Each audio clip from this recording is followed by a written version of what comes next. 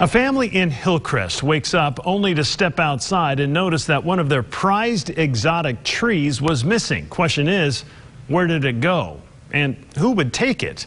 Our Haley Brooks digging for answers tonight. She joins us live. Haley, first of all, what kind of tree are we talking about here? Kevin, it was a lace-leaf Japanese maple tree, and these trees can range from a couple $100s to more than $1,000. This Hillcrest neighborhood is trying to get to the root of a new problem. This is the first time I've ever heard of any kind of plant theft. Gayla Kiltz posted on Nextdoor after she found out about a Japanese maple tree being stolen from a house a few doors down. To think that somebody came into their yard and pulled a tree up and stole it just infuriated me. Kiltz checked her security footage, hoping to have seen the tree nabber. There's my front door. But no luck.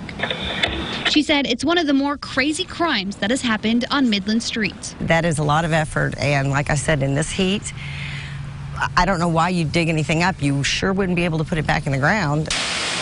2 doors down from Kiltz is Larry Price, who is outside watering his own Japanese maple tree. We've had car windows broken out up and down the street once or twice and things like that, but the Japanese maple is interesting. Price planted his tree years ago and would hate to see it dug up. Well, I'd be very distraught, and I would go to some length to try to find out who did it. Price isn't the only neighbor who has this exotic tree, and he says he may be repositioning where his security cameras are pointed.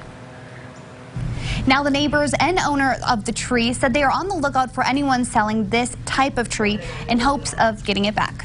Yeah, otherwise it doesn't make a whole lot of sense of stealing that, but as you mentioned, it's quite expensive. Haley, how big was the tree, and is there a neighborhood watch that is active in that particular area as well?